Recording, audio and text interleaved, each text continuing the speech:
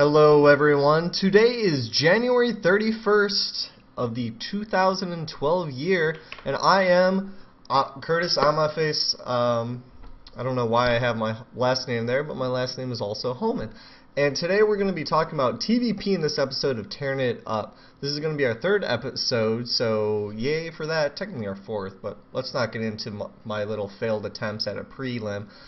And, I mean, previously I've talked about just the 5-minute Terran, then we talked about just a single unit, and just to kind of mix things up, I want to actually talk about a matchup. And then probably next week I'll talk about an individual unit again, or something to worry about related to like getting +1s or something like that. But today is all about TvT and when you're Terran, if you scout your Protoss, what you can do, what unit compositions to go for, and if you're Protoss watching this, look at the strengths and weaknesses that I'm pointing out from the Terran perspective, and then you can use that to your own ability to kind of abuse the Terran. So here we go, all that fun stuff. Terran It Up, match number 3.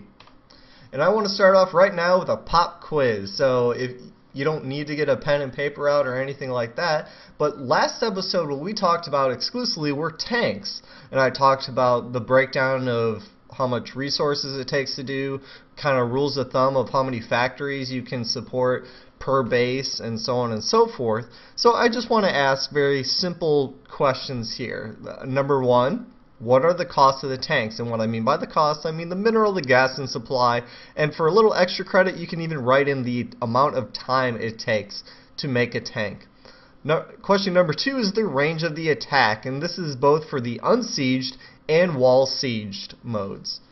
And number 3 through 5 are just kind of matchup usage. Throughout the entire weekly, we talked about a little bit of how to use it effectively, and especially if you scout a certain unit composition, how to use it. So I'm going to give you about, maybe 20 more seconds before I unveil some answers. And while I unveil them, especially for 3 to 5, the questions 3 to 5, obviously I don't have everything filled out, so you could still write down something that is correct. But these are also just kind of general guidelines.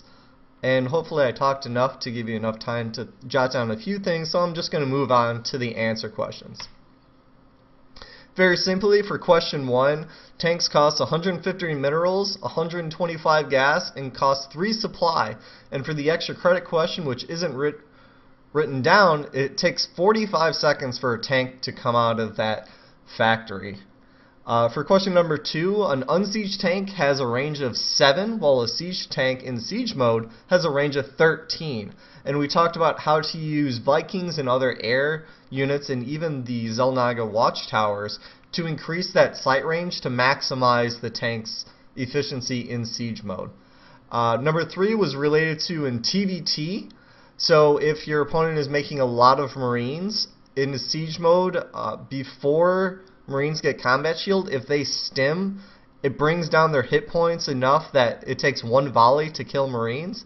Reapers it's also very good at, just to be unsieged, because Reapers will do a grand total of like 4 damage per shot, while the siege tank is going to plug in, 15 per second. So just having 1 static tank can block 5 to even 7 Reapers rushing in your base. And tanks, obviously, of course, are very good against Hellions for the same reasons that Hellions will do a grand total of like 0 damage against tanks. In TvP, which we'll break down a little bit more today, tanks are very effective versus Stalkers because both they're unsieged and in siege mode they do increased damage to armored units, and Sentries, because Sentries, one of the feared abilities for Terran is the force field of cutting off their troops and everything else. But if a Sentry tries to force field a tank, it does essentially absolutely nothing, because in siege mode you just should still be able to range into the sentry fire, while also the sentries have such few hit points that the sentries will go down fast, and then your Marines, Marauders, and whatever your army composition can rush in and finish it off. And then for TvZ, tanks are very effective versus Banelings, Roach, Hydra. And to be completely honest, tanks are really good against every single ground unit that the Zerg army has. So that's why Marine tank is actually so popular in that matchup. But those are just kind of the pop quiz that I wanted to do. I've been thinking about doing that for a while, and so I did it, and I thought it was kind of fun. Breaks up kind of monotony rather than just, this is the daily, this is what we're talking about, blah, blah, blah, blah. But now we're talking about our today's topic of Terran versus Protoss. And we're going to discuss what to look for while scouting, what unit compositions to go for both the Terran and Protoss army, the trouble units that Terran units have versus the Protoss units, and then kind of just generic good units. And also in there we're going to talk about some basic builds that the Terran player can do from the start, and then you can react based on what you scout. I mean, very simple. I'm a very huge proponent of doing reactionary play, but also having a statistical mindset in place. And if you have no idea what I just said, you have to watch the Theory Crafting Thursday. Was it last week? It was either episode 3 or 2. The one with random variables. I talk about reactionary players and statistical players. So, moving on. So first off, what are we going to look for? Usually Protoss players have to decide if they're going to do gateway units, Stargate, or Robotics Bay. And why they have to at least open up that way is because it's just way too expensive for a Protoss army to start getting all 3 at once. So a very basic thing is either to do 3 racks, expand, and then transfer tech pass from there, or they're going to open up like Gate Robo Gate, and then they're going to have that Gateway army, in which then you have to be afraid of Immortals and Colossi, and be weary that observers are going to be on the field. Or you can even scout that a Stargate's there. And why it's important is as soon as you see one of them, you can then eliminate what you have to prepare for. So if you see a Stargate, you don't have to be worried about an Immortal Rush right away, because he's putting all his resources in this Stargate. Same thing if you see like 6 gateways on 2 base, you probably don't need to worry about Void Rays busting into your base anytime soon, because it's just way too expensive for them to get, say, Blink upgrade and also Void Rays out on the field. Now once they get to 3 and 4 bases, they can support that, but early on scouting, we can kind of pin them on a build and then react accordingly. And so just looking at it again, mass gateway units, usually their unit composition are Zealot Stalkers, Sentries, High Templars, DTs. Out of the Stargate, they can produce the Void Rays, Phoenixes, and Carriers. And usually if they do either the Stargate or the Robotics Blade, they're going to have a few Sentries to hold off any of early Marine Marauder kind of busts, to buy them time to get their big units. And then obviously the Robotics Bay, you have the Immortal and Colossi. And I don't have it listed here, but the Observer, and that's going to do a lot of scouting information. And and the Warp Prism, which more and more it's going to be used more. I mean, some pros have used it a lot more, such as Liquid Hero, or is it Liquid Hero, or yeah, I think it's Liquid Hero or OGS, one of them. He's part of a combined team, so it's kind of confusing. But those are just kind of the simple things to look for, and in our examples we can try to pin people on builds and all that fun stuff. In the first breakdown, we have the mass gateway units. So the first thing, if you're going to start planning a build at all, you have to worry about this 4-gate. And as soon as you can hold off a 4-gate, that means you can hold off a 3-gate, and so on and so forth.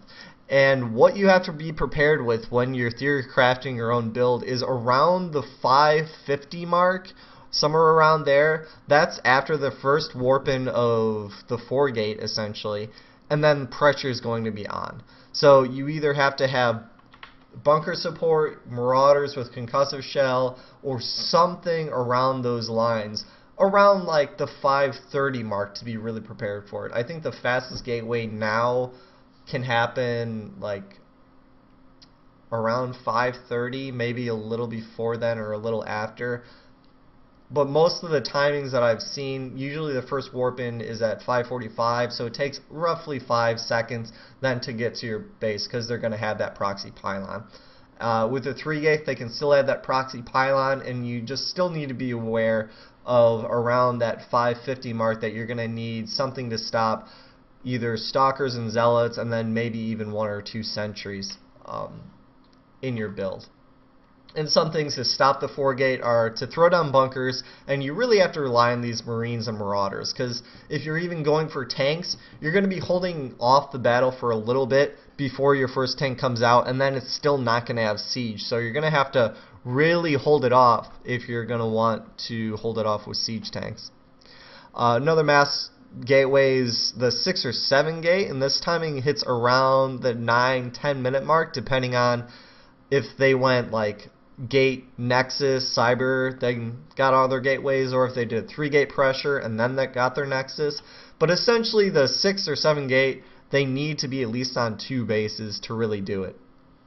And basically the same thing, bunkers, Marines, Marauder, medevac, you should be able to have out your first wave of medevacs, and then in this clump we can use tanks now because it's still later on.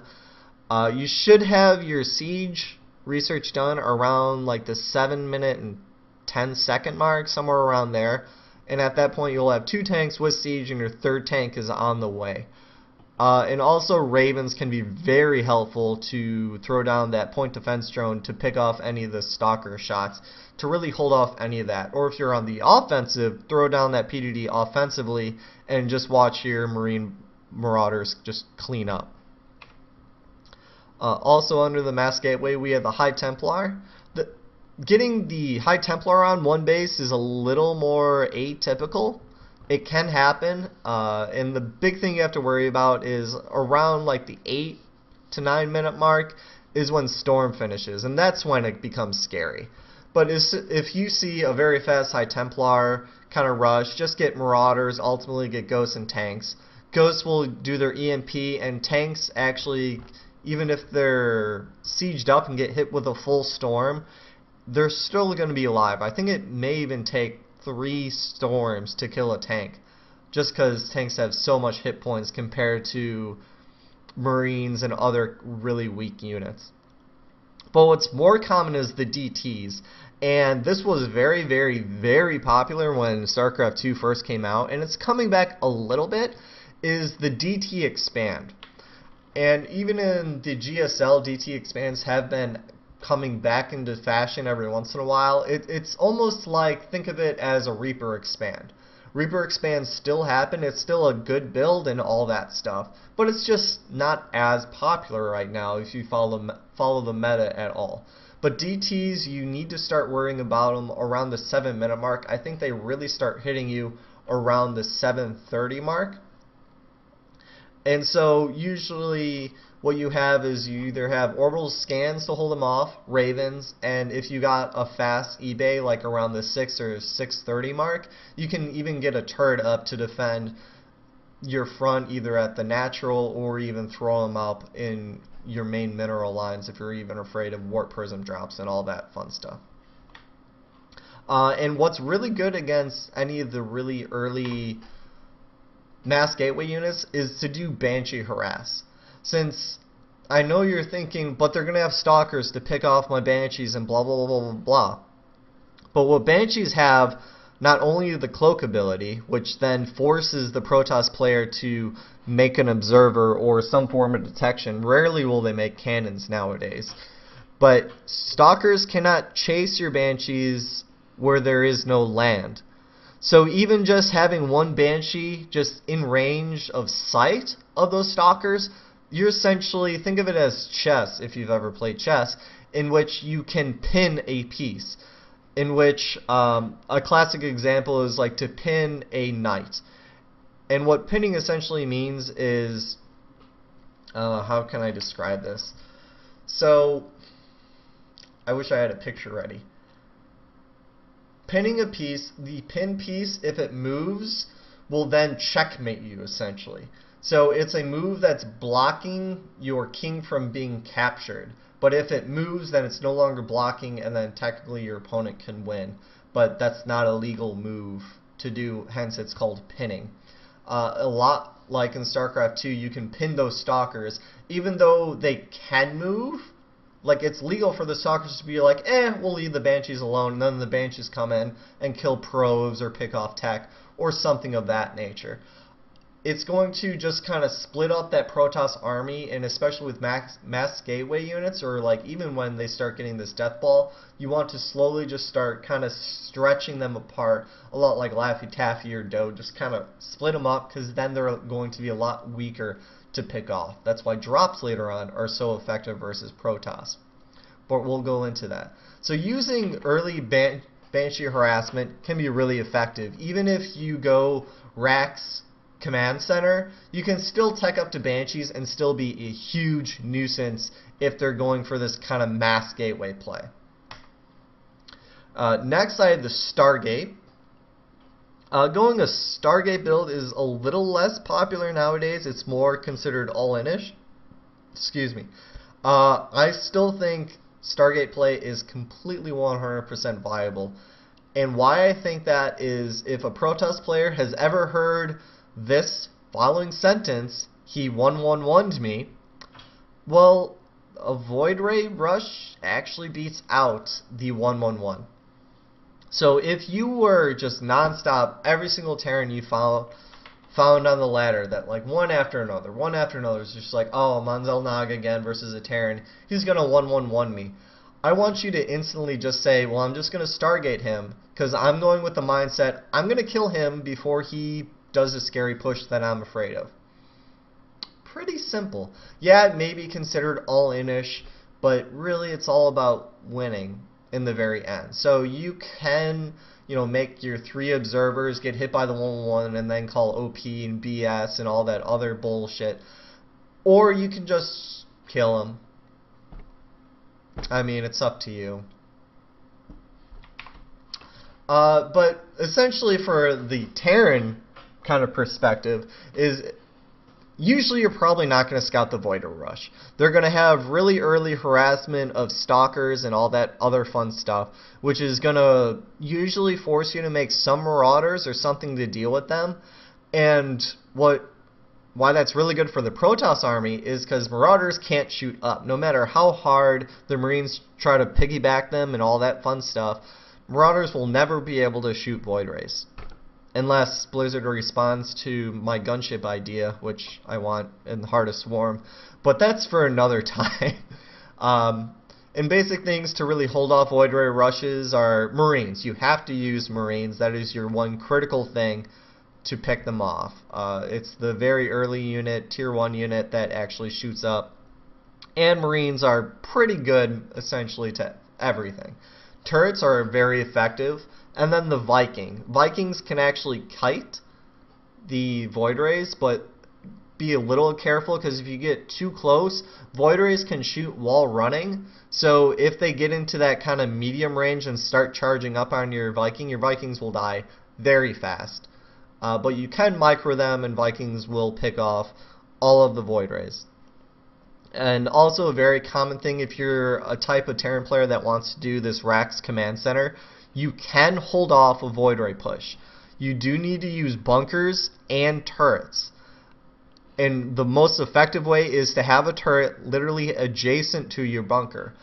And if you were kind of denied a lot of information while scouting out when you're doing all this fun stuff, even having that turret down next to that bunker is going to help you fight off not only the Void Ray pushes, but it's also going to help you with any of the DT things. Because if you look at the time with the Void Ray, it hits around the 730 mark if you're pushing with 2 Void Rays, which I have an example of, which hits around the 730 mark, or around the 730 mark. But the DTs also hit around the 7 to 730 mark. So it's a very effective thing to have your turrets up by your bunkers, especially if you're doing a more economic opening, to just defend against any of that really annoying harassment or all-in scenarios. And as I has here, scouting can be really effective. If you scout or proxy Stargate, you can use all your Marauders, your Reapers, whatever, because they're going to be able to target down the pylons to power the Stargate, and then make the Stargate essentially a giant paperweight in the middle of the map or in the corner or something like that. The alternative is to do a big Marine opening. So either to open up 3 naked racks or do the racks command center and then throw down 2 more raxes or 3 more raxes and just really crank them out to hold off not only like a 3-gate follow-up, but also to hold off the void rays. And then last but not least, the robotics kind of openings. And why I have this last of the 3 builds is because versus Terran, this is probably the most popular. Because Cloaked Banshees were so evil and prevalent in TvP, it became a very standard thing for Protoss players to do Gate Robo Gate, hence the guild Gate Robo Gate.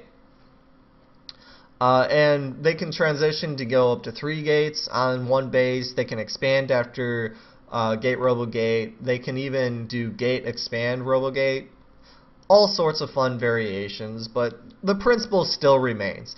If you scout an early robotics bay, so if they went Gate Robo Gate and you still had your SCV running around because you're macroing him like a boss, you need to then be worried about 2 things. You need to be worried about an immortal push that's coming, and it usually hits around the 8-minute mark. It could hit a little bit more if they want to just push with 1 immortal. Sometimes they wait up till they have up to 5 immortals, and then obviously it'll be a later time. Some units that Terran are really effective versus our immortals are Marines, of course, because the hardened shields of immortals aren't affected by Marines. And then Banshees, simply because immortals can't shoot up. And if a Protoss player is using all of their gas essentially to make immortals, they're not going to have a large sentry force to battle your Banshees. And so your Banshees have a bigger free reign to kind of poke and prod. Now later on, 1-base Colossus is very faux pas nowadays, but it still happens. Usually Colossus though are on 2-base. And for the Terrans, you usually start making a lot of Marauders and Vikings. Vikings is the very clutch unit in this kind of unit composition matchup. That's why a lot of Protoss may make a Colossi to show like, hey Terran buddy, I'm making Colossi, to kind of make the Terran player afraid to make, 8-16 Vikings, but then the Protoss buddy just doesn't make another Colossi, and then the Vikings completely destroy the one Colossus and they all high-five, and then they realize they're being shot by stalkers and all that stuff from below, and then storms happen, and then Terrans cry. So you don't want paperweights, and you don't want to just kind of overreact making Vikings. This needs to be a constant kind of checks and balances of poking and prodding with like the few Vikings you had to get a better accurate count on their Colossus count, or to just scan their army and get a count saying, do I need to make more Vikings, or can I go back to making medevacs, and so on and so forth.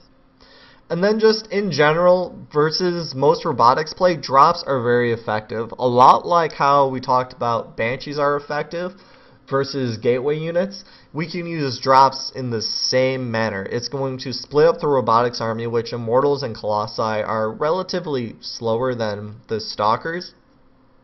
And so if you hit them in the back of their base and their entire army's in the front, it's going to take them a long time to come back to try to defend it and hold it off.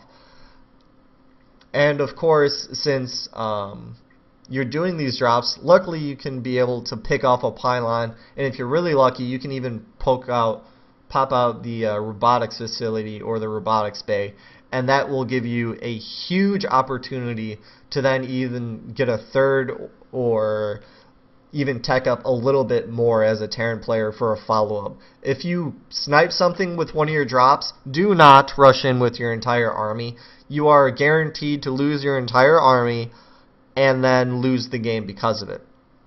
It's all about follow-ups. The same thing with pinning units with Banshees. It's all about follow-ups. Don't try to win the game because you have 3 stalkers pinned in the back. You're just delaying and splitting their army and making their Protoss feel more uncomfortable. And that brings us to Terran openings. If we are on ladder and we finally see a TvP, what do we do? What's growing, I think, more and more popular in the higher ranks is doing a 1 Rax fast expand. Since usually you can transition making a lot of Marines out of it to defend any of the Void Ray pushes. You can, with some difficulty, hold off a 3-gate or 4-gate type of thing as long as you get bunkers down in time. but it's a relatively popular opening. And it's essentially self-explanatory. You get 1 Rax, and then as fast as possible, you get that command center. And then getting gas on that build is a little up to your play style. If you want to go up to 6 Rax on 2 bases, go ahead, and you don't need that extra gas. Now, as soon as you get that second command center, and you want to tech up to Cloak Banshees, then you need to take 2 gases nearly immediately, even before the factory, because you want to get that tech path going. Completely up to your play style. Also, which is the most popular, is this 2 Rax, in which you get 1 reactor on your first barracks, and then 1 tech lab on your second barracks, and you just do a little poke with it. And then depending on what's going on, you can either expand behind it or tech up. The example that we're going to show after this little slideshow is a 2 Rax, 1 base play on Xel'Naga, not Fortress, Caverns. The third option is to do the Marine Tank Banshee push, or more commonly known as the 111 on the North American server, in which you get a reactor on your barracks to pump out a lot of Marines. You get a tech lab on both your factory and starport, and you usually push with in between 3 and 6 tanks with siege mode and 2 to 4 Banshees and a shit ton of Marines. You can bring a handful of SCVs if you want to do a bunker kind of variation. You can bring all of them if you want to do the straight all-in variation. You can bring none at all. Completely up to you. Also, the Marauder expand I think is very, very good for anyone Platinum and under, because usually around that division your mechanics aren't going to be up to snuff, usually, and the Protoss players on that level are probably going to do a lot of 4-gating or 3-gate variations. So getting that very fast Marauder out and very fast concussive shell is going to essentially save you all that trouble. And then if you get that expansion up after holding off and getting some map control with the concussive shell Marauders, you're going to be leagues ahead of your Protoss opponent. What's still also very viable, we talked about the Cloak Banshees.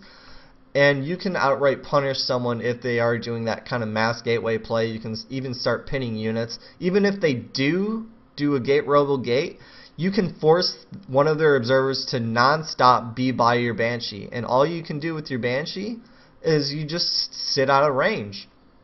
And just having your Banshee there, yeah, it's eating up some of your supply and things like that. You probably even got cloaks, so you wasted a lot of resources getting that. But you force that Protoss player to get an observer to non-stop be by your Banshee, so you're denying scouting information, and you're probably pinning a few units as well. So Cloak Banshee openings are still completely viable in TvP. And then of course the 3 Rax, which I think I did my first Terran It Up on. 3 Rax, do not expect to win with it. 3 Rax is more for punishing a fast expanding Protoss.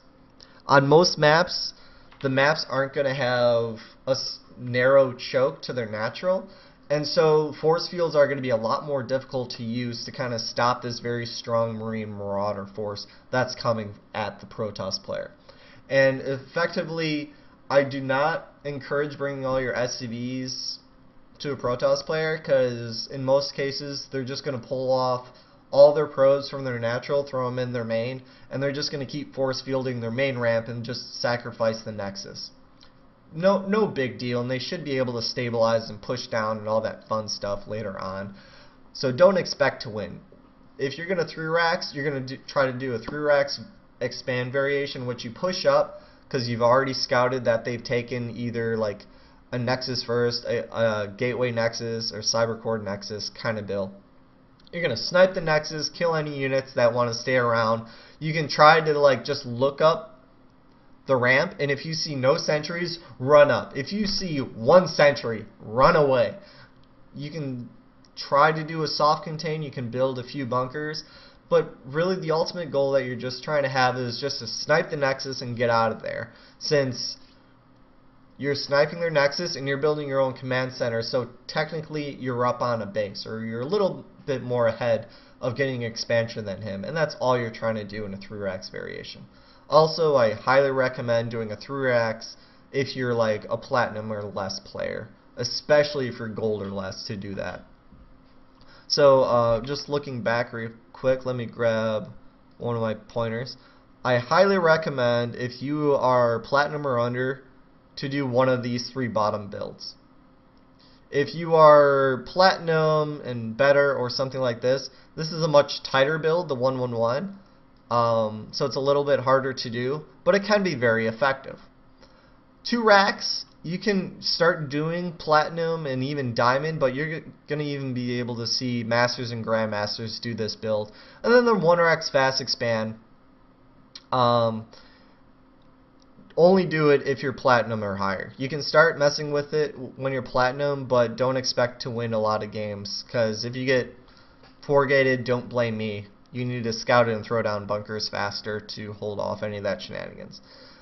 But ultimately, it comes down to essentially these 3 builds. Oops.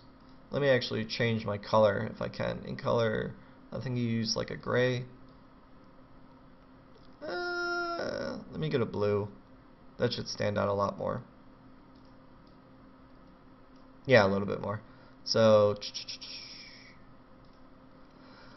basically, any of these 3 builds to do if you're platinum or higher, and leave the last 3 for platinum and lower. And for your play style, this is essentially the determining factor. If you're more the person that wants to do a very fast expansion kind of build and macro up and try to win that way, do this build. If you want to be much more reactionary and kind of punish a lot of fast expansions, then do a 2 racks pressure. You should still be able to either get an expansion afterwards or even tech up to medevacs on 1 base or really anything. But this is a much more offensive opening, while this is more of a powering up based on the triangularity theory. So it's basically your choice. Very flexible builds, neither of them are all-ins or too risky to do. But those are just sample openings you can do versus TvP. And then even just talking about those simple openings, we're looking at the final unit compositions, or our mid-game unit compositions. And the first thing that we have to answer is if we are going for a more bio play, which are clearly your Marine Marauder, Ghosts, Reapers types of things, anything made out of the barracks, or if you're going for more of this tech play, which are your Hellions, tanks, and Thors. And this is essentially all for your play style as well. There's no wrong way to do it. Some maps are better for one build. Like if you have a lot of tight chokes, tech play is really good. If you have a lot of open spaces and a lot of distance to cover, bio play is a little bit better because they're faster, so they're able to transverse the map faster. But completely up to you of what to go for. Bio play, you're obviously going to do your standard Marine Marauder medevac versus Protoss, and then ultimately later game is to grab these ghosts because they're going to help against the High Templar, Mass Stalkers. Oh man, I love writing with my mouse. Stalkers, and even the Immortals. I know I spelled immortal wrong, shut up. I do not recommend, as a rule of thumb, to get ghosts before 3 bases. You can, and there are specialty builds out there that get a very fast ghost. I just do not recommend it. It's too risky. It slows down other tech options, which are what I consider more flexible and, in fact, then better. If you go ghosts and they go mass gateways, you might be screwed unless you really hit all their sentries with an EMP. And that's like doing an if build and that you're really hoping that it's going to work. And I don't like that. I would much rather you essentially trade armies and get another expansion than for you to do this 1 or 2 base ghost push, and if it fails, oh well. So that's just my take on it. You can get it on 1 base or 2 base, but I recommend waiting until you at least have 3 bases, since then you can start pumping out 3 ghosts at a time and all that other fun stuff rather than 1 ghost at a time. It just eats up a lot of your early game barracks production, which you need. Just my personal opinion. And then if you decide to do more of this tech play, usually early on you can start doing Hellion drops, and you can even open up with a Marauder Hellion kind of opening. And then after you're done making a few Marauders, you can swap a factory onto the tech lab that was making this, and then use your barracks to then just expand. Because usually you can do the Marauder Hellion with 1 racks, 1 factory. So then after you take your second base, or even still on 1 base, you can go up to 2 or even 3 factories as a transition to start doing more of this kind of tech play. Tanks play a huge role in taking out big stalker armies. They can even still outrange Colossi. And Colossi that stand on their units, that means tank splash damage is even better. But do not think for even a split second that tanks replace Vikings, because they do not. They do not ever, not in a million years replace Vikings, since they just don't. So even though there may be a third option of doing the Sky Terran kind of build, I don't recommend it at all doing in TvP. You can try it, be my guess. And the second reason I didn't have it listed is because no matter what, Viking, as I pointed out, is the reactionary unit to Colossi, and it's that checks and balances of making sure I don't have 16 Vikings for only 1 Colossus, or having 4 Vikings for 5 Colossus, which that is the scary number for Protoss to have versus Terran. So if you are doing this tech play, you can have, your tank line, probably can even do the Marine tank kind of standard play for Terran. Or you can do like the tank Thors, and you then can use your Hellions as constant harass around the map. Since they're fast units, and since most of the units you care about are gas orientated, so Hellions are just kind of eating away at the minerals that you have left over, and hopefully you can pick off probes and do harassment that way. It also forces the Protoss player to not make as many Zealots as they usually want. So then they're probably going to have a much more Sentry, have much more of a Stalker-centered army, in which then your tanks and Thors will do increased damage. But you need Vikings if you decide to either do bio play or tech play if they're going that Colossus route. If you don't, you're in a lot of trouble. And both plays of either bio or tech, you can even throw in a few Ravens here and there or a few Banshees, but it doesn't really dictate what you're doing. The big thing choosing the bio play and the tech play is what you're going to research. Since getting 3/3 upgrades out of your engineering bay, and then getting 3/3 upgrades out of your armory for your vehicles, and then maybe even getting them out of your ships or your air forces, that's a lot of resources that you could have just been pumping into making units. So that's why you have to kind of decide what you're going to do. Usually before you even do your first push. So like if you warp on a map and say, I'm going to do tech play on this, so I'm going to open up a Marauder Hellion push, and then I'm going to go into kind of tank Thor, or I'm going to get 3 Thors and then push out type of thing.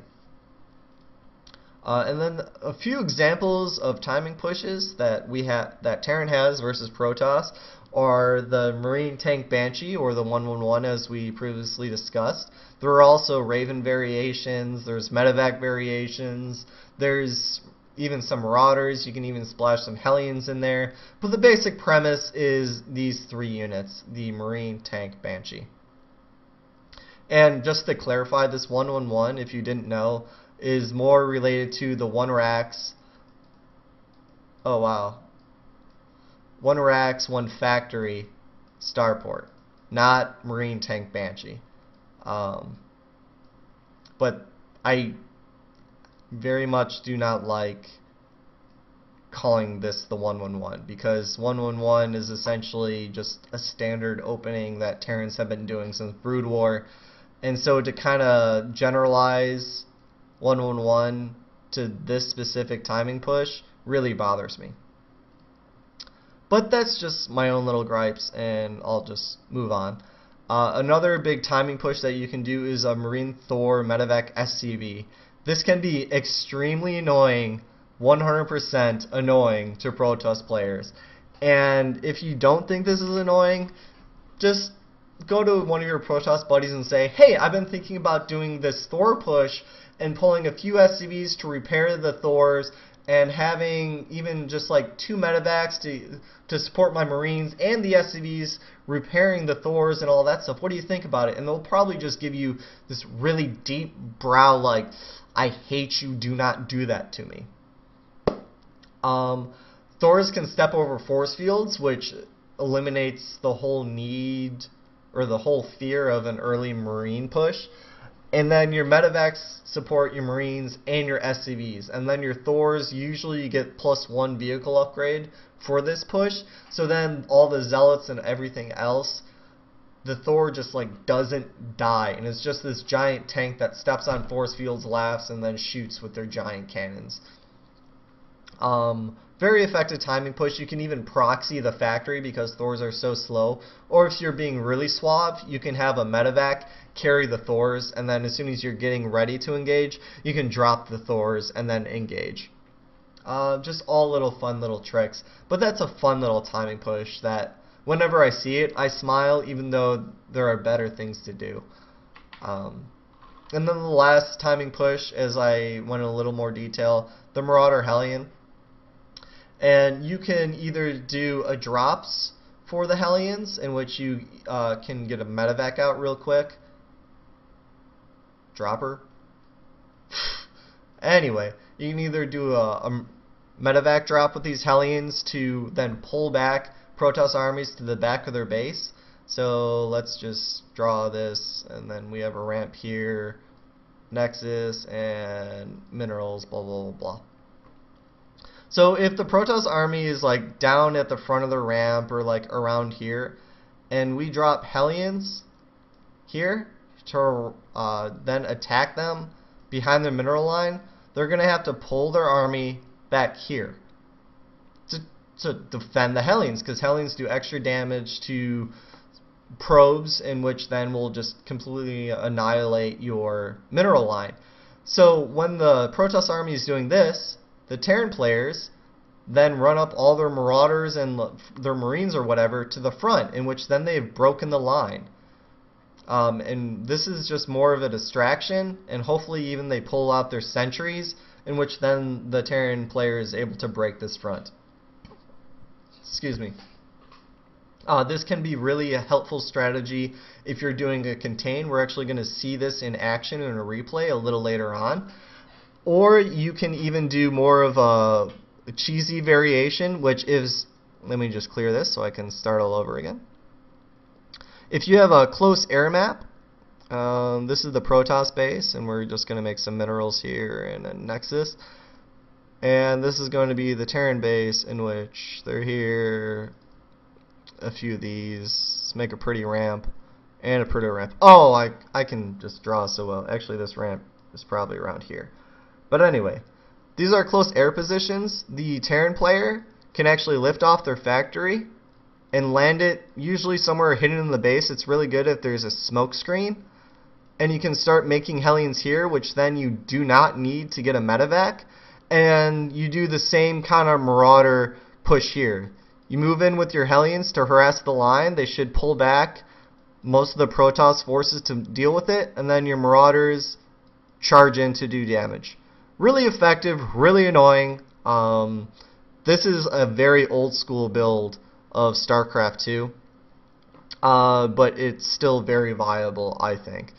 Even if they scout the factory, they're going to pull their units back to deal with it, in which then you can still have a possible chance to break the front.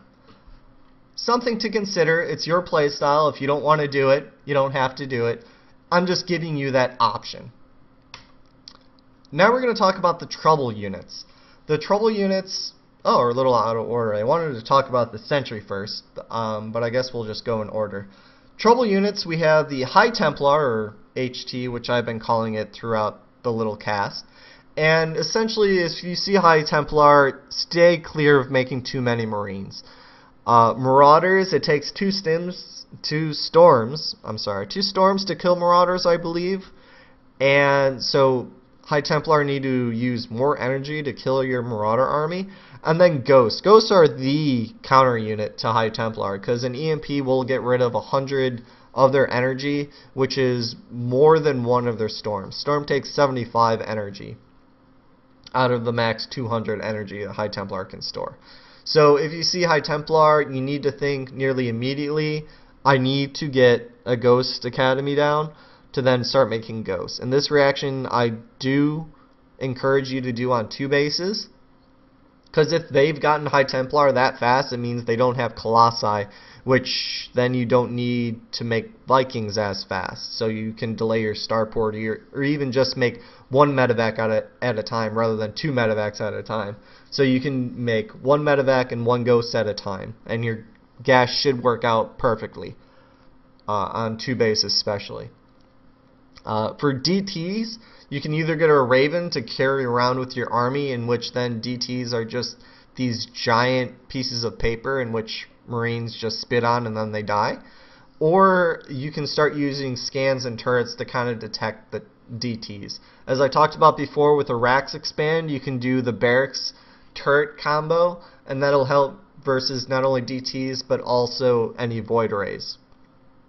And then sentries, which I think are the biggest thing, and a lot of my current Terran builds revolve around, if a Protoss does not get sentries fast, I punish them for it.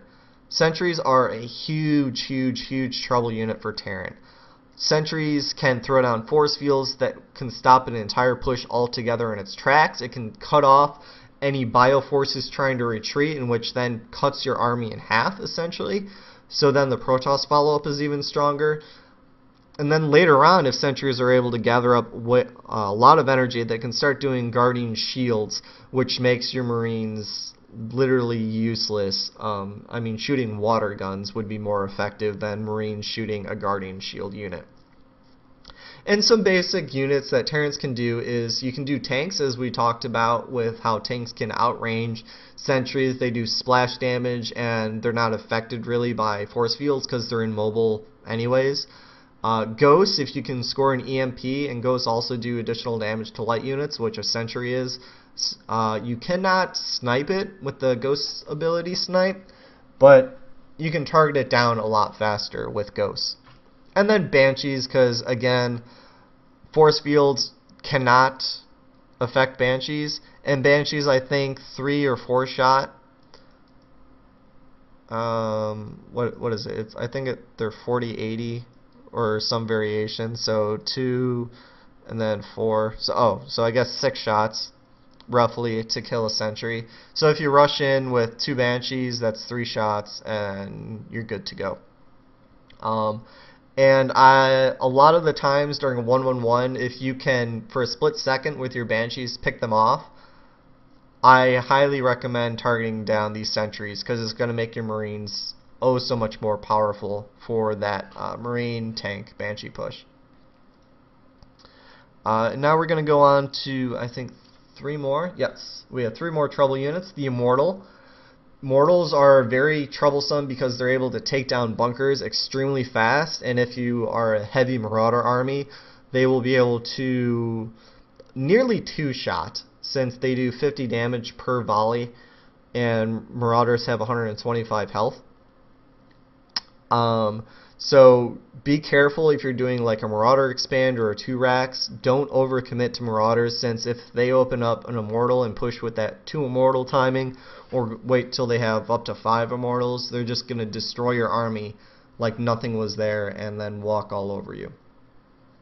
But how to handle Immortals is just to make Marines, because they're not affected by the Hardened Shield, and Banshees. Even though the Banshee shot is reduced by 4 damage total, Banshees are able to outzone Immortals, and usually if your opponent's going Immortals, they don't have a lot of Stalkers to handle the Banshees. So you can target them down a lot faster with that way. Colossi, which are like the big scary unit, this is the checks and balances kind of unit. You have to be able to make Vikings equivalent to how many Colossi are out. not a 1-to-1 ratio. It's more of a, I would just rule of thumb say a 1-to-4 ratio. For every 1 Colossus, you need 4 Vikings. And 4 is the magic number with Vikings because I believe it takes 16 individual shots to kill a Colossus. That's why a lot of Terran armies get about 16 Vikings, because then you can start one-shotting Colossi down. So if it's like 16 Vikings versus 5, even though that's not the correct ratio, every single time the Vikings shoot, one of the Colossus dies. So very important to know. I wouldn't recommend ever having more than 20 or 22 Vikings at a time, because then it becomes a little redundant, and they just become giant flying paperweights.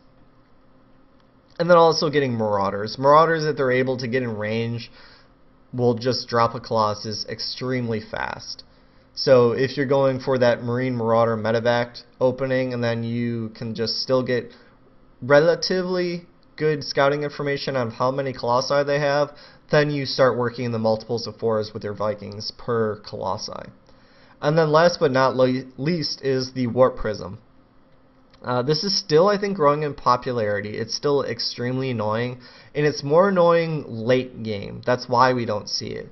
A lot of players have started to try to use it either 1 base or 2 base as Protoss, but I think it's really effective once you start getting into 3 base, because you can literally have that Warp Prism warp in any units whenever. The most impressive response that I've seen of a Warp Prism is I was playing on the Korean ladder, and each of us were about 5 basing on Tal'Darim, and it was a long game of us constantly trading armies, losing an expansion here and there and whatever.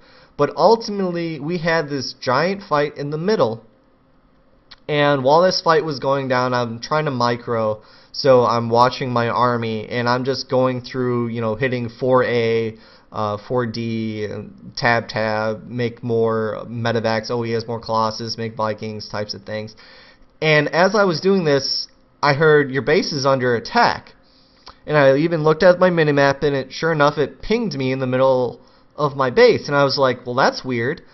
And so, the battle was nearly over, and I finally looked over real quick, and he had a Warp Prism, and even though we were maxed army 200, whenever he lost one of his stalkers or any unit part of the big battle at home, he just warped in Zealots in the middle of my base to pick off any reinforcements that I was just queuing up.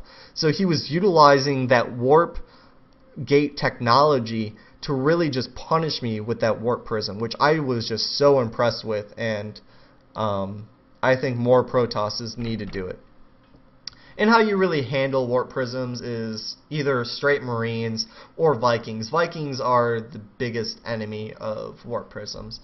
But again, you don't want to just respond by making Vikings if you just see Warp Prisms. If he doesn't have Colossus, you can maybe pump out 2 Vikings to get a little more map awareness, but I wouldn't overdo it at all with Vikings. And then we're getting ready to wrap it up, and then we're going to look at just 2 replays real quick. The generic good units. A lot of time, like gold level players especially, or even some platinum players, they get to a certain point, they do their first push when it's held, or they did their economic build, and they hold off a push, and they're like, yes! What do I do now? And then their units shoot up, their gas is an astronomical number, and maybe they might take another third or whatever, but the minerals are so high, and then they ultimately lose. And usually what I hear is, well, I didn't know what to get, I didn't know what to build.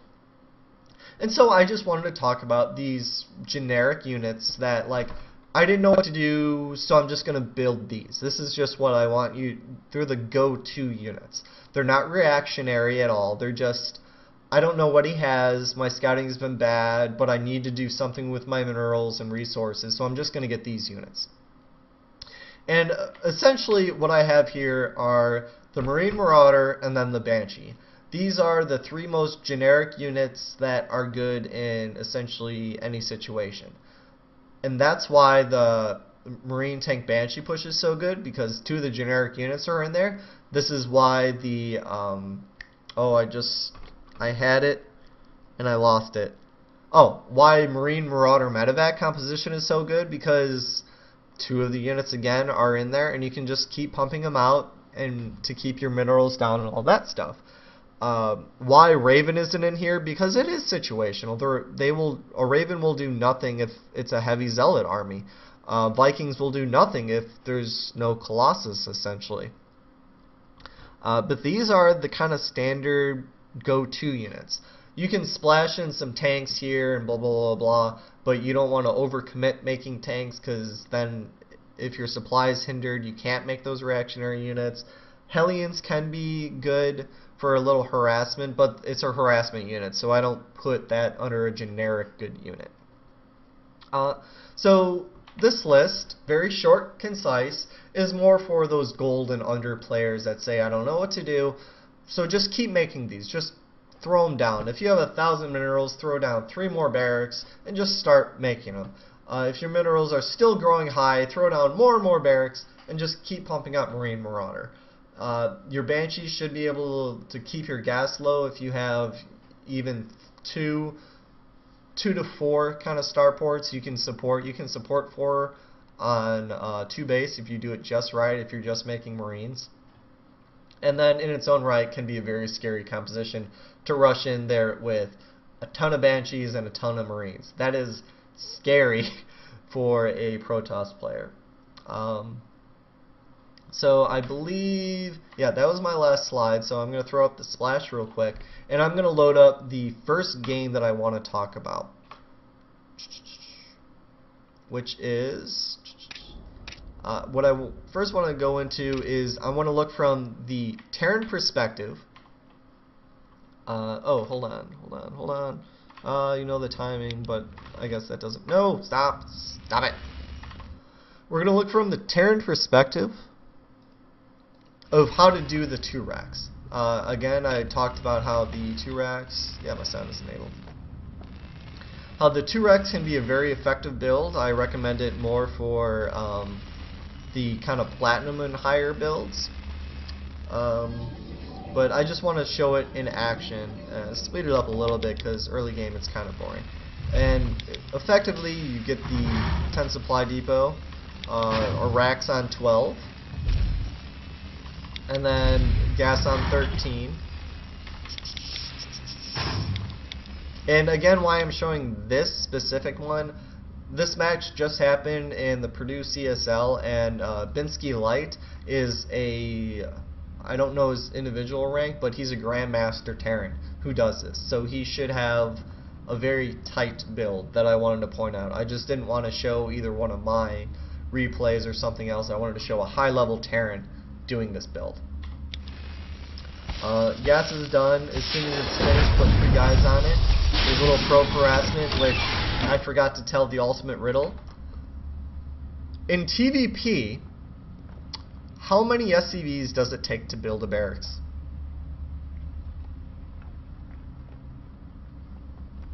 No one knows. In this instance, it was 2. You may have thought, well, it just takes 1. I mean, it's just 1 SCV. 1 SCV can only build at a time. I mean, what is this, like War II or something? You can repair it to build it faster?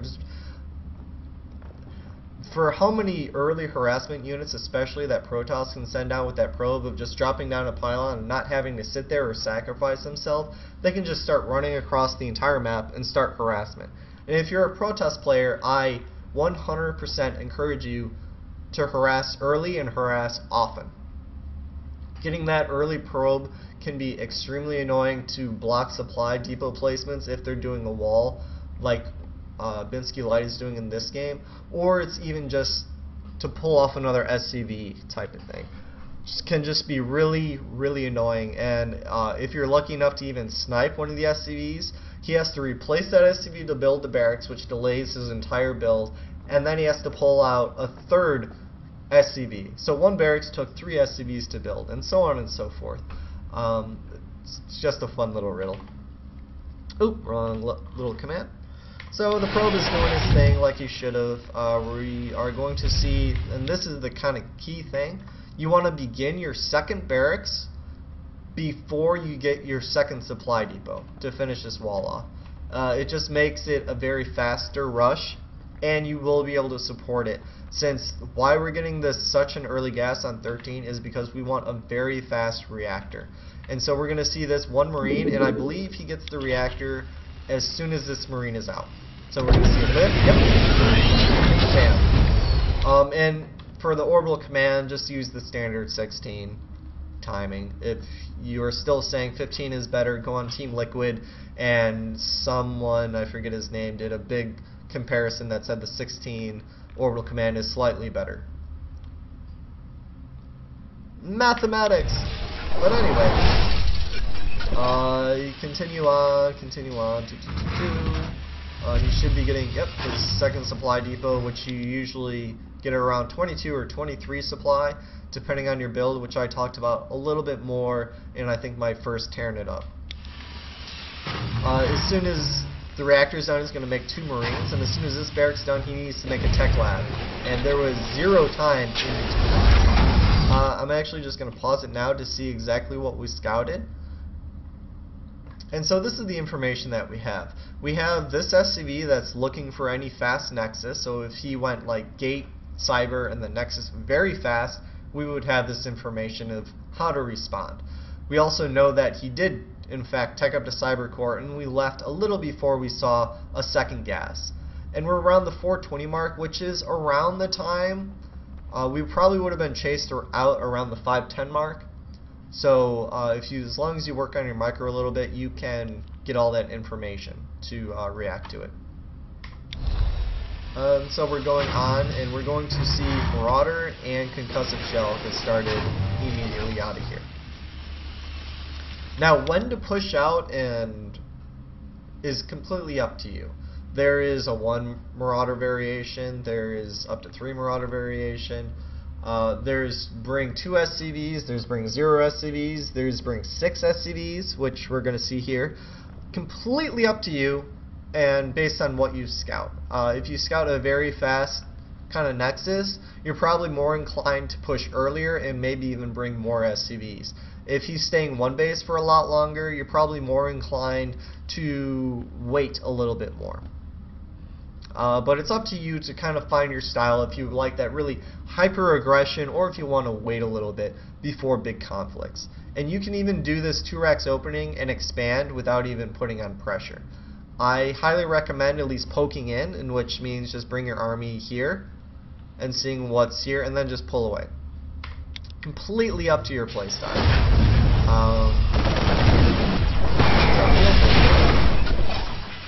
And we have the Union worker, which I also detailed, and he actually queued this up. And this is all that he's going to be doing. And Binsky Light took control of the towers with just 1 Marauder out, and Concussive Shell is done, and as soon as Concussive Shell was done, he finished stim.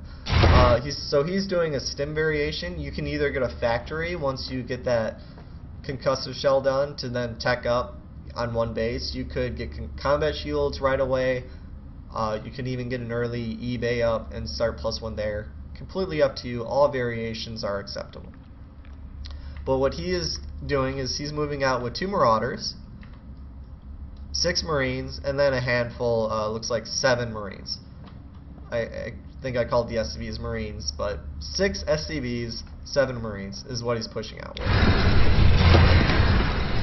And why he's bringing the SCVs? For 2 reasons. First, they're going to be able to tank damage, which is really effective, especially if the Protoss army made Stalkers. Since the Stalkers will probably target the SCVs, 3 reasons. The SCVs then can try to surround the Stalkers from retreating, and then what we're going to see here is one of the SCVs can start building bunkers, which can be really, really annoying, especially having this scouting information. So we're going to go to work here. Not too bad in the game right away. We're on cancel and then bunker, and then we see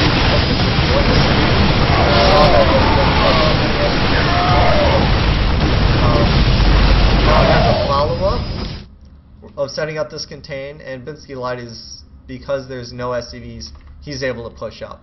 That's exactly what he was looking for. When these Marines were trapped, he targeted down the sentry, which enabled him to constantly put up this aggression. And since Binsky Light knows he's going to do aggression, he threw down a factory in which he's going to make Hellions out of. getting a starport immediately to take Marauders out of, and we're going to see this kind of footsie game for a while, but I want to point out that he then decides to do some... he tries to break the wall of Binsky Light and tries to sell it. But this is what Binsky Light tries to do. LeBouf responds actually really well by moving some Stalkers and even warping in one to stop this drop, but this drop was able to try to drop the Hellions back behind the mineral line, which would have forced some of these units to pull back and handle if there wasn't a warp in. Can be very effective for moving around and kind of controlling the Protoss army. And it's a lot like kind of that chess game of positioning, or if in the fighting game community, that footsie play of finding the right line, and as soon as you overextend, you kind of pounce and take over. So this is going to get pulled off as 4 Stalkers are waiting for him. And I think ultimately Binsky Light wins the game by breaking the front and all that stuff, but those were the main topics that I wanted to point out, of just how he was able to do the 2 racks. He pushed out really aggressively. He was able to stop the Nexus that went down, and he even had a little soft / hard contain. It would have been a more hard contain if he threw down 2 or 3 bunkers to really deny the Protoss player from coming out again.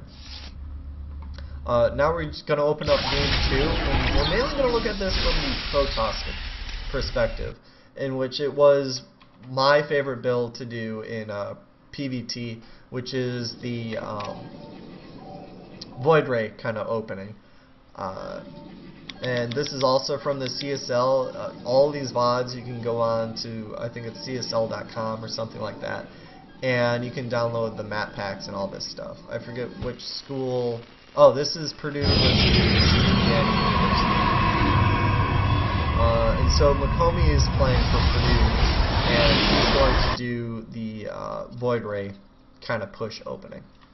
So early scouting information, blah, blah, blah, blah.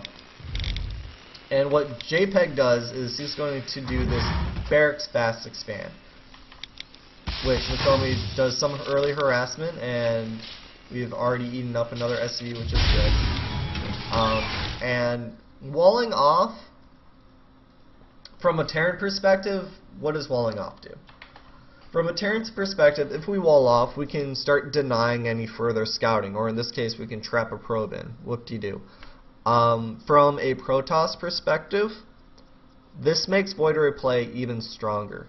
Since Void Rays have a range of 6, which outrange Marines, and Marauders don't hit air, so Void Rays are able to sit on these outskirts and start picking off the supply depot and getting charged, and Marines have to move down this ramp, to even start targeting this Void Ray. So if you are a Terran player that says, I'm going to wall off because that's just what I feel, I want to deny that scouting and all that other fun stuff, be weary of Void Ray plays then. Because the Protoss player, this is at the 3-minute mark, you haven't influenced his build at all, but you gave him a lot of information of what build he can do. Furthermore, if you wall off as Terran, that's also going to probably force the Protoss player in either doing the starport play, which we're going to see Makomi do, or doing that gate robo-gate build, because he wants to get a very fast robotics spade to get an observer to look in your front, in which then your wall does absolutely nothing. I'm a bigger fan of doing what I like to call the power eye, in which you, let me just pull back, in which you build a supply depot 3 spaces above or away from this command center, and then throwing your barracks in between the command center and the supply depot. And this maximizes the surface area that is not exposed to that early probe harassment. So a lot of times I do not need to pull off an SCV because my SCV that's building the barracks is either hidden on this top supply depot or it's hidden on this command center. So the probe is actually doing nothing.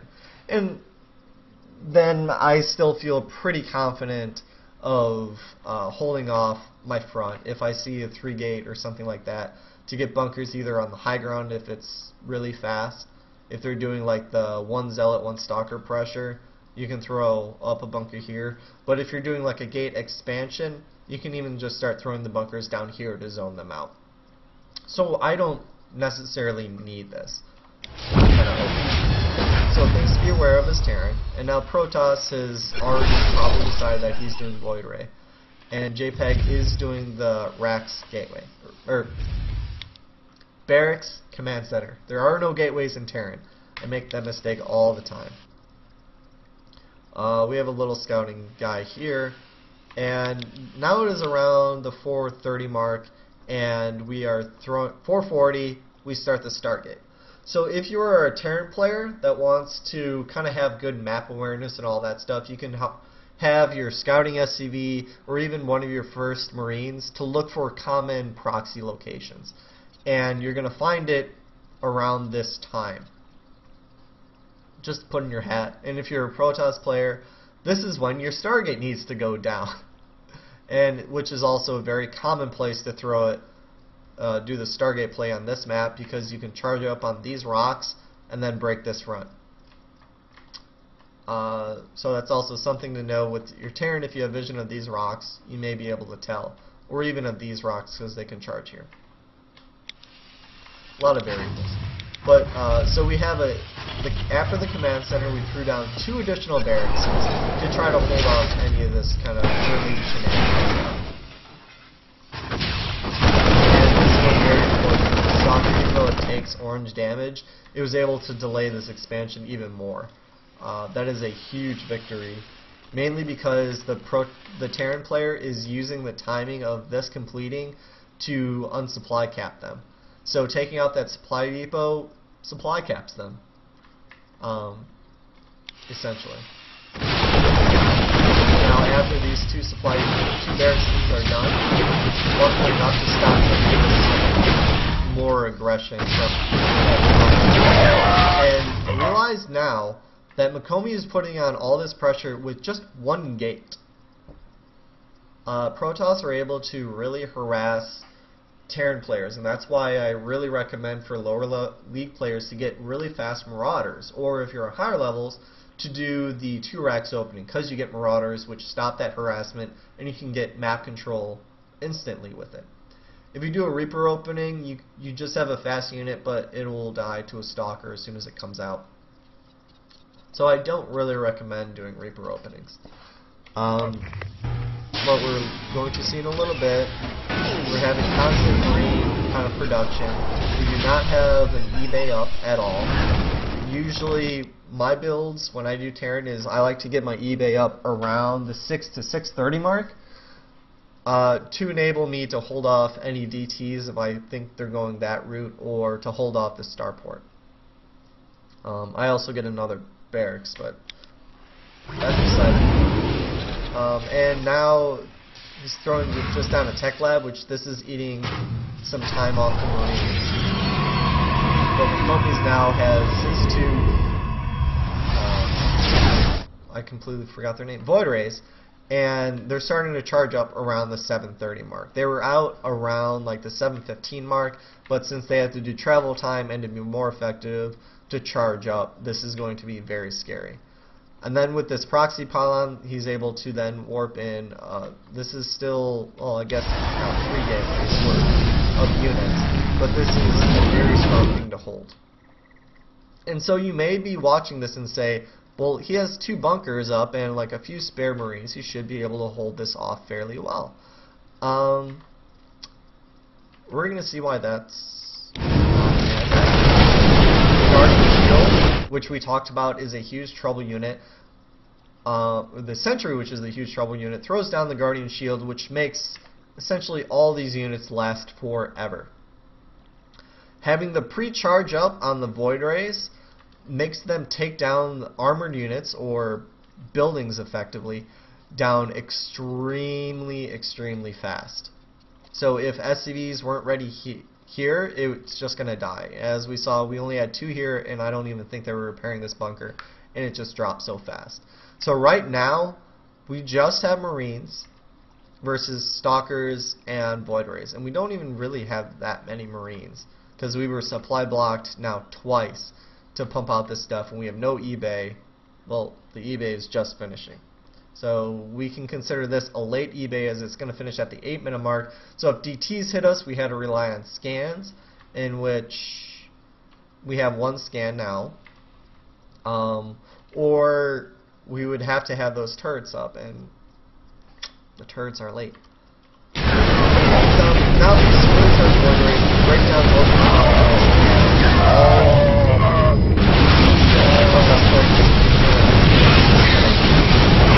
this wall, as I previously said, very vulnerable to void rays. The void rays just demolished it completely, and the Marines are able to do nothing. JPEG is trying to frantically throw down turrets, but because it was just so late, and he effectively started these turrets as soon as the eBay was finished, they're still not going to be up in time.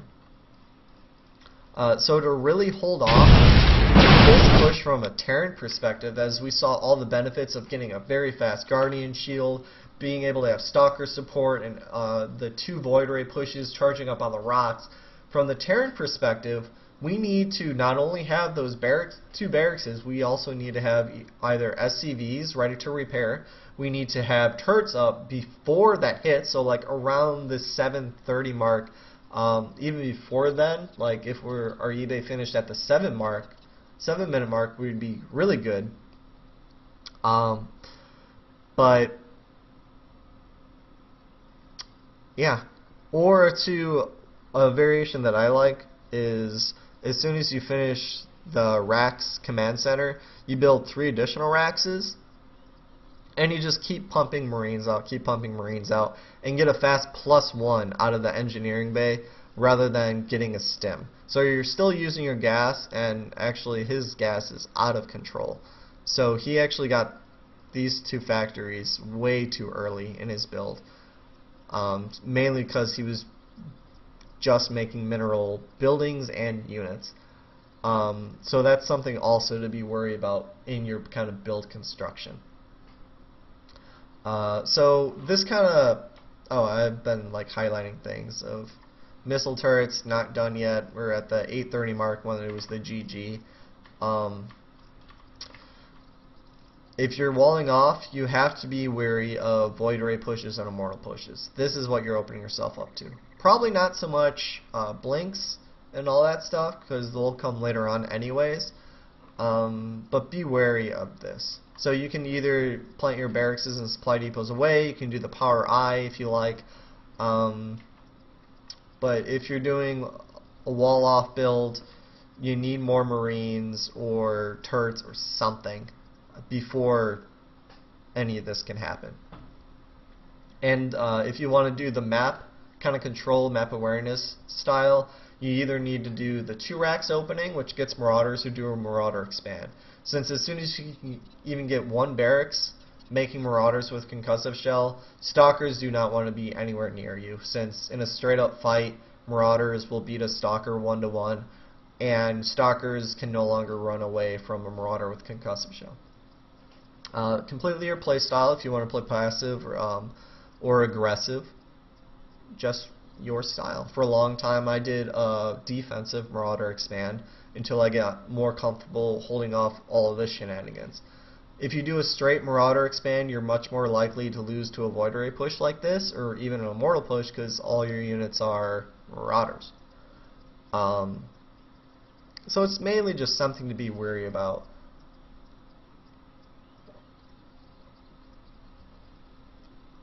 And also something to note, with a build, do not try to beat everything. This is kind of the statistical mindset which I was talking about on random variables.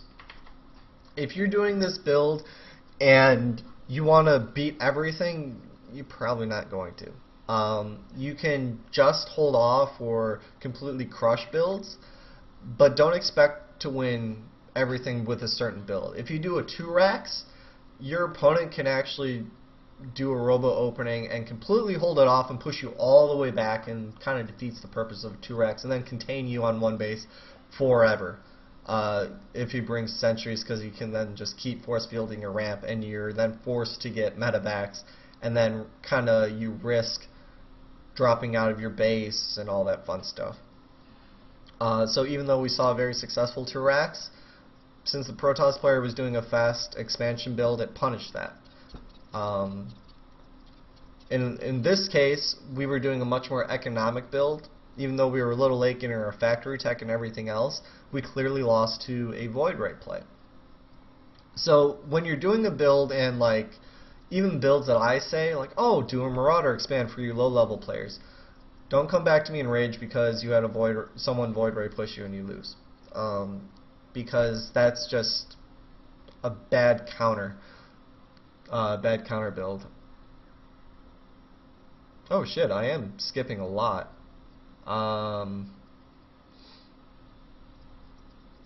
Nothing I can do about it. Hopefully my VODs are a lot clearer, but sorry about that. My internet's actually been really weird the past few days, in which just running Steam, like Steam alone, like Steam not doing any of its like 50 random upgrades, has just been lagging. 2 days ago it took me like 20 minutes to upload or not upload, but just to watch a YouTube video that was 8 minutes long, which was ridiculous. But when you're going into this kind of Terran matchup, especially looking at TvP, look at your options. Look at what you want to beat, or how to punish something, rather than try to defend everything, since ultimately you will not be able to defend everything. And in the same accord, you won't be able to win every game you play. That's why there's even pros out there that do not have 100% win average. It just doesn't happen. What I still highly recommend is pick 1 or 2 builds and really drill them. Really drill them, and then you can start mixing it up a little bit. So say I'm going to do an offensive Marauder expand on a small map like Zelnaga, but if I'm on Tal'Darim, which is a lot larger, I'm going to do a gasless expand. Very different kind of mindsets, but you can work on both. Also, what I would like to kind of add before I kind of close the teaching section and open it up to any kind of questions is, oh god, I just lost my thought. Oh, if you think you're getting very, very comfortable with something, like in TvP, if you're really down with getting your Marauder concussive shell kind of micro down, by that I mean targeting down individual units to slow more than one so you're able to take out a bunch, or if you're able to stutter step and snipe sentries really accurately without just doing stop micro and all that stuff, start getting out of your comfort zone and work on other skills. So if your Banshee control is phenomenal but you never do drops, just start trying to use drops more. That'll just start rounding out your play a little bit more. And if like your style says, whoa, I really just, no matter what, cannot do drops, that's fine. I just want you to go out and explore, or even work on your kind of weaker points sometime. That's more of the Eastern way of thought, of focus on what you're weakest at and improve on that, rather than saying, my stutter step is awesome and only do stutter step. Because the one instance that you're in a game and stutter step is irrelevant, then your entire play style is irrelevant. That's why you need at least a semi-well-rounded kind of style. That's not to say if you're always a defensive player, just randomly go all in. Vice versa, if you're a more hyper-aggression player, don't just sit idly for 4 bases, because you may know all these timings and things like that, but those change with later tier units out on the field. So if you're used to hitting before High Templars, but now you're waiting until High Templars are out, you probably don't know how to do storm splits, so you're going to just lose your entire army to storms.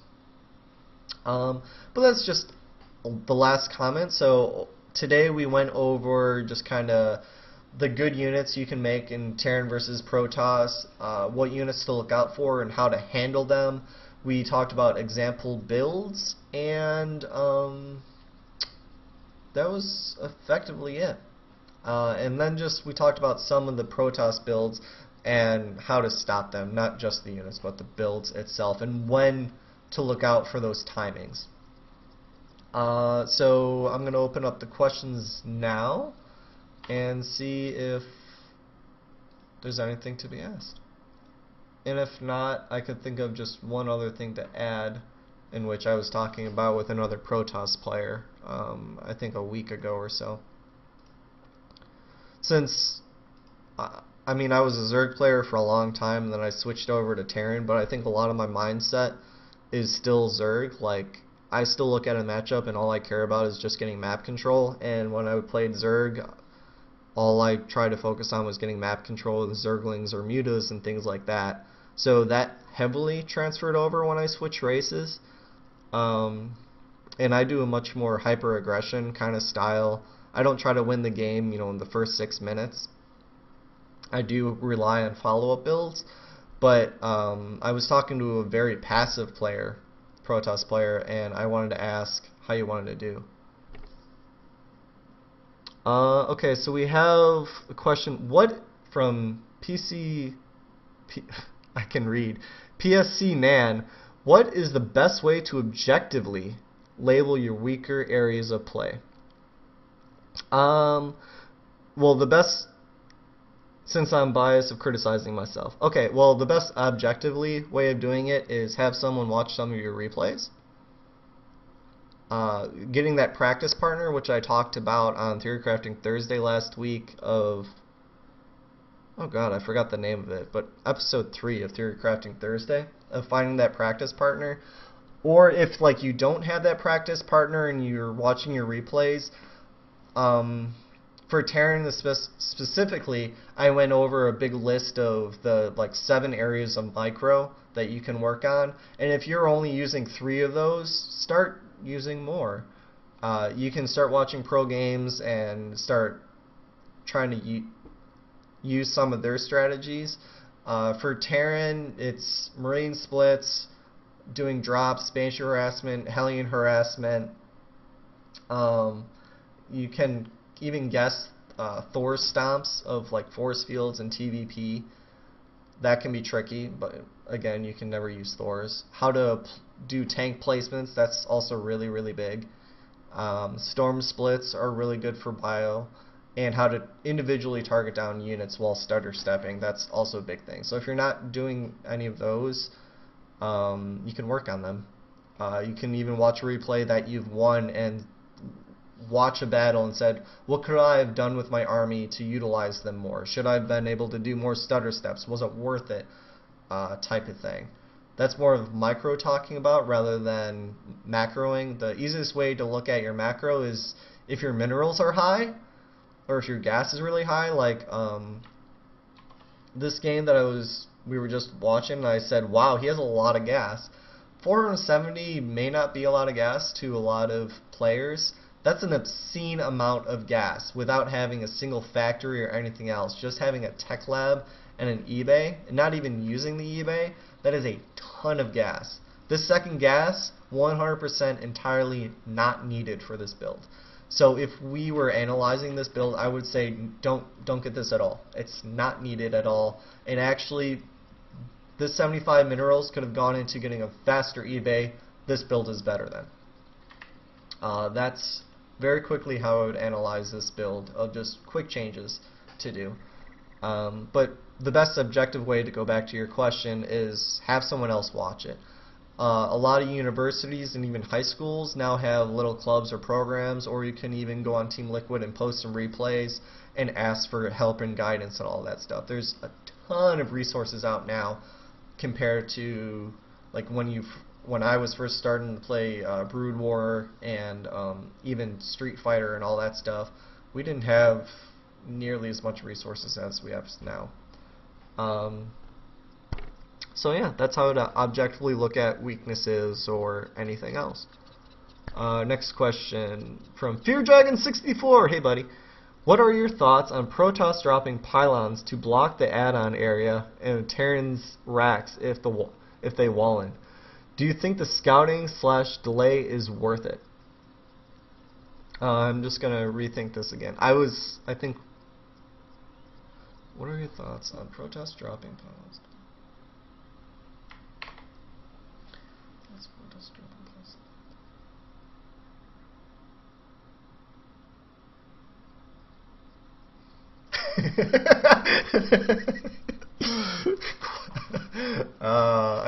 want to answer that question now. No. This is something that I was kind of thinking about very recently. You're talking about specifically blocking an add-on, not blocking like a wall in. Is that correct? Some Protoss dropping pylons to block add-on areas if they wall in. Like using the add-on to wall in. Alright, I'm first going to look at the question of using a pylon to block an add-on.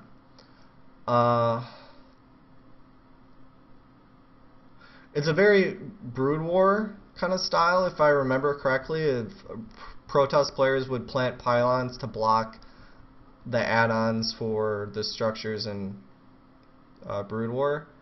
But in StarCraft 2, I think it's worth it if you're gonna try to cancel it, since what you're mainly going after, you're trying to delay getting the add-on, of course. But as soon as you see the barracks lift off, you've kind of already won that battle, and you can have the pylon build up to 99% and then cancel it. Having it finish, I don't think is worth it. Unless you're doing like a mad old school Korean 4-gate kind of pylon placements in which you're throwing down 5 pylons in your opponent's base, I would definitely cancel it, because you'll get some scouting information, and if anything, you're going to piss off the Terran player, especially if you've already delayed the barracks from being made, and then you say, haha, you can't even throw down an add-on. For 2 racks, that would help out a lot, just to kind of slow that down a little bit. For any kind of generic build, usually all my builds, I wait till I get 3 Marines out anyways, and I don't wall off.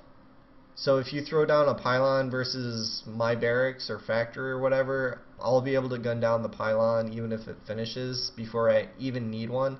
The same philosophy is kind of with the gas. If you steal their gas real fast to prevent them from getting Banshees, yeah, you've eliminated kind of Banshee play for a little bit, but the Terran player can just kind of change their build. So if you're facing a good Terran player that is reactionary, it's bad to do. If you're playing like on ladder, and most people, even diamond level people, even some masters, are so statistical players, you'll piss them off just like a little bit and get under their skin. So it's more of a psychological move than anything else. You don't really gain too much from it. I think it's much more important to get that early probe in to do some harassment from either the SCV building, the supply depot, or the barracks. In TvP for the Protoss, I think scouting after dropping the pylon is so important, because you can start that harassment really early. And even if you're on 4-base maps, you get earlier scouting, and hopefully you can start that harassment earlier on. Now to block walls, which is the other way I read that question. So say in this game he was doing this wall, and we'll actually back forward a little bit. So he was doing this wall. If we used a pylon like to screw up, like even right here, so we always know what's in the front, we know if this barracks is going to lift off and get a tech lab or a reactor, that can be a little bit of information. Chances are that he'll just make 3 Marines and gun it down before any real information is kind of gathered. In this case, I think stealing the second gas is a little bit better, since you're going to be able to see what units, how many Marines he's going to bring over to steal this gas, and it eliminates some of the Terran builds. So I'd be much more inclined of just using the 75 minerals to steal a second gas compared to using a pylon to block either an add-on or a wall off. The only time I really would want you to use this pylon is nearly if immediately he lifted this barracks up. If he went supply depot barracks and he lifted this barracks up because he wanted to get a tech lab first, I would throw down a pylon here because they want to use this barracks, or most probably use this barracks to wall off and then get the full wall off. So you can throw down a pylon here and just really piss them off, because then the barracks should be trapped above the air for a while, and you can even then use your probe for as long as possible to delay having that barracks drop. And that's going to make them have fewer Marines, which is going to make your Zealot Stalker pressure even more effective. And if they're doing a Rax expansion, you should do so much damage that it would be funny. But bottom line, going back to the original question, it's more important if you're going to throw down a pylon in your base just to steal their second gas. And get some scouting information based on what units they bring to kill this gas and how quickly they do it. Because if they just let you have this gas for a long time, they're probably doing an expansion build. Probably. Now, if they're trying to get it done really fast, they're probably either doing a tank or banshee timing, and you at least delayed it a little bit by delaying the gas. So that's how I answer that question from the Protoss perspective. Really early Protoss harassment to Terran, as we saw a little bit Makomi do it with poking in with, and I've talked about it actually a few times, of getting some stalkers in here to just kind of pick off any Marines or slow down building command centers and all that jazz. But pretty standard items out of the one gamer. You get the one zealot, one stalker. In this instance, we have 2 stalker harassment, which I still think is very, very good. If you want to skip that,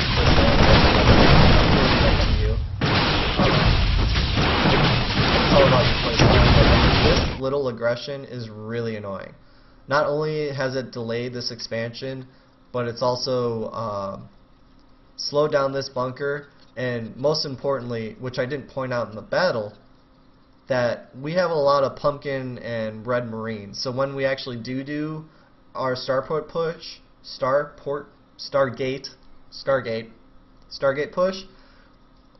all these Marines are already injured. And as we can see, we hit before he even gets medevacs. And if we've scouted this command center, we know for a fact that we're going to hit before his medevac is out, or we're just going to hit as his first medevac is out.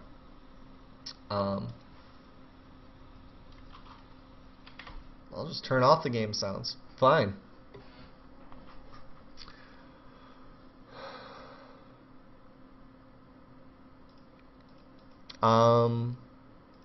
But this is very really important, because if the Protoss player didn't do this early harassment, these Marines would have had more health for the Void Ray to deal with, and even the additional Stalkers to deal with, and all that fun jazz. So I highly encourage either harassing with a single Zealot and Stalker, or this 2 Stalker harassment, which follows up the probe harassment. And especially if you're able to pick off an SCV, you need to do follow-up harassment. You need to. I mean, I would almost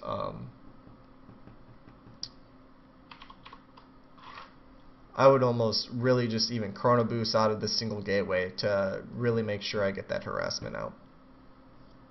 And I mean, during this whole time, Clash was able to get a full scout of our base, but we're doing so much pressure already to the front that it doesn't matter. So sorry about the sound. I mean, this is a second attempt at trying to make things less loud, or not screw up, because we had that helicopter problem. So are there any additional questions related to TvP? This isn't going to be the only time I talk about TvP, but I just wanted to start kind of the general outline. Later on, if I do a TvP special, I'll probably be talking more about direct replays, how to be better versus a Protoss player, and it could be just quick little things like not getting the second gas and getting a faster eBay. This is a huge mistake, 100% huge mistake. If he was getting this fast second gas right now before even the tech lab throws down, which I think he starts like now. He even delays that. But as soon as you hit 100 gas, you need a factory. That's the only time you get 2 gas that fast. Only time. Yeah, so are there any other questions, or am I going to call it a night, have some water, and I have no idea. Today's Tuesday. Wait about a few more seconds for the stream lag.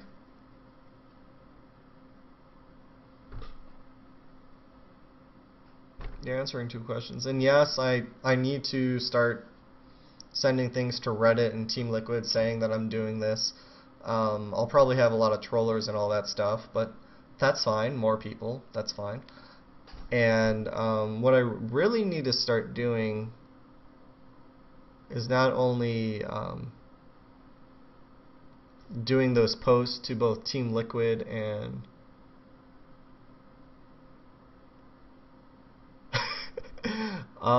okay, I like this question. When can you punish a Protoss for getting too many sentries? Well, as we talked about, if you're getting too many sentries, usually that becomes a problem when you're already on kind of 2-base play, in which then you would just make Thors or Banshees and just kind of push. You don't need both Thors and Banshees, just one or the other, since Guardian Shield is going to make your Marines essentially useless, but if you get enough of them with Stim, that'll help, especially if you have Thors stomping on force fields, which makes your Marines in range, and Banshees are always good. Another thing, especially if they're going mass spellcasters, so if they're going a lot of sentries or a lot of High Templar, you can start throwing in a lot of Hellions, since usually if you're doing spellcasters as Protoss, you're then going to get a lot of Zealots. So Hellions do really well versus Zealots, sentries, High Templar. So depending on how you're opened, because that's what really matters for Terran, it's really hard to tech switch if, say, like we opened up 3 racks and we spotted a sentry. We're probably not going to go up to Banshees. That's just going to be a way late transition. And so it would actually be a lot easier just to get like 2 factories, one making Hellions and one trying to tech up to Thors, or some variation along those lines. You can also use that Hellion drop kind of mechanic that I talked about before. So you can even just get 1 factory and then throw a reactor on it from one of your barracks that can make a reactor while your factory is made. Put about 2 Hellions at a time. By the time your starport finishes, you'll have 4 Hellions. And by the time the first medevac comes out, you'll have 6 Hellions. So you can move out with your 6 Hellions and like Marine Force at that time.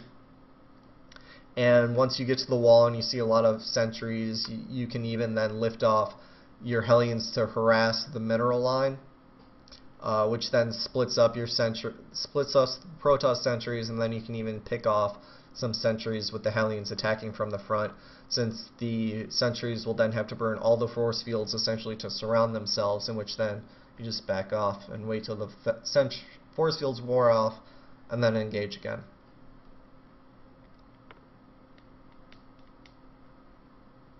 That's what I would do.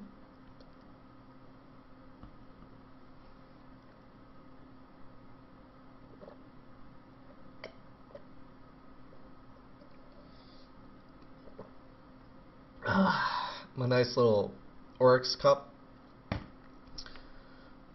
All that some fun stuff. So yeah, I think I'm just gonna call it now. For the 3rd episode of Terran It Up.